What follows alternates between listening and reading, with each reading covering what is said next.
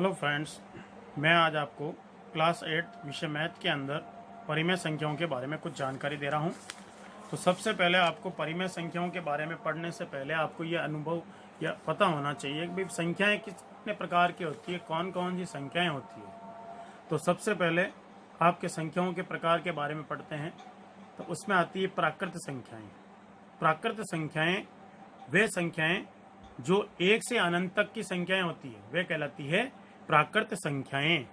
जैसे 1 2 3 4 और dot dot, इसका मतलब अनंत, एक से लेकर अनंत तक जिसका कोई अंत नहीं होता है, वो सभी संख्याएं आपके प्राकृत संख्याओं की श्रेणी में आती है। दूसरी संख्याएं आती है पूर्ण संख्याएं। यदि हम प्राकृत संख्याओं में जीरो को शामिल कर देते हैं तो वे बनने वाली संख्याएं आपके पूर्ण संख्याएं कहलाती है। जैसे 0 1 2 3 डॉट डॉट डॉट यानी अनंत तक।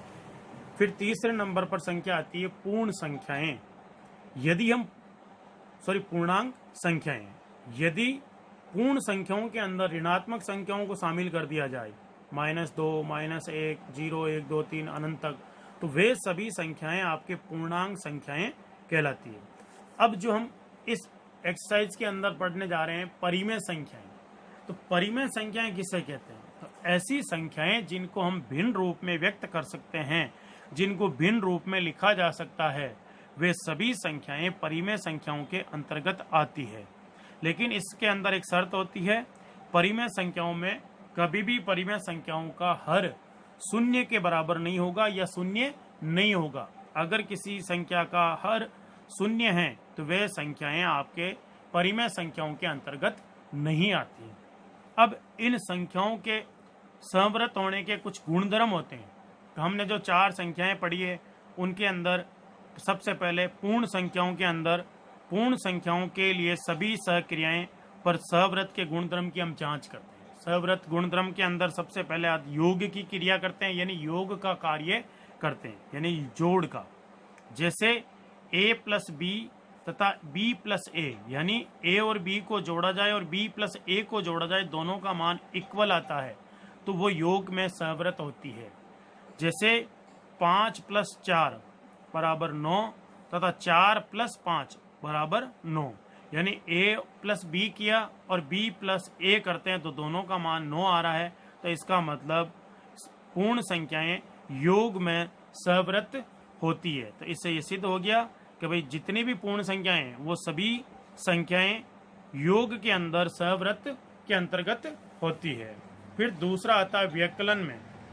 व्यकलन के अंदर सहव्रत की जांच करते हैं। जैसे a - b और b - a, तो ये इक्वल नॉट यानी बराबर नहीं, तो इसका मतलब है आपके व्यकलन में ये सहव्रत नहीं होती है पूर्ण संख्याएं। जैसे 7 - 3 = 4 और 3 - 7 = -4, तो दोनों इक्वल नहीं है। एक आ रहा है 4, दूसरा आ रहा है -4, तो ये दोनों इक्वल नहीं है। तो अतः हम कह सकते हैं कि पूर्ण संख्याएं व्यकलन में सहव्रत नहीं होती है।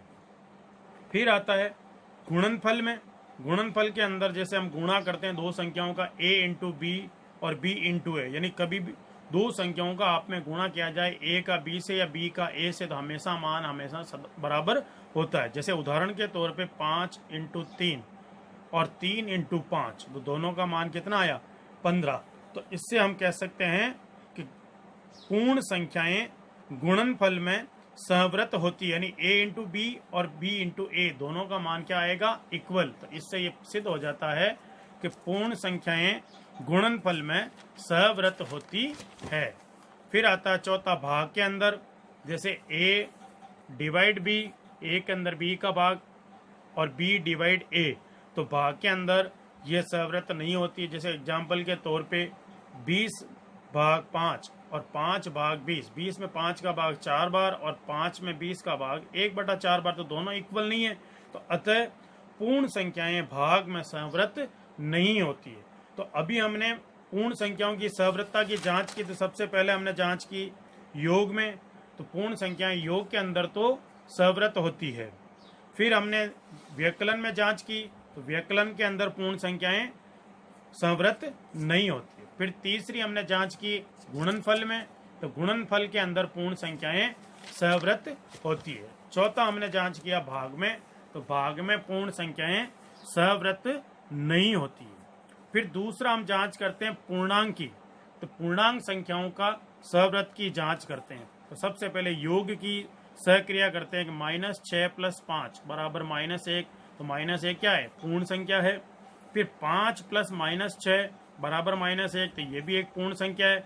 तो इससे हम कह सकते हैं पूर्णांक जो है योग में सहव्रत होता है, यानी a में से b घटाओ या b में से a घटाओ, तो दोनों ही परिस्थिति के अंदर हमें पूर्णांक संख्या प्राप्त होती है। तो हम कह सकते हैं योग के अंदर पूर्णांक संख्या सहव्रत होती है।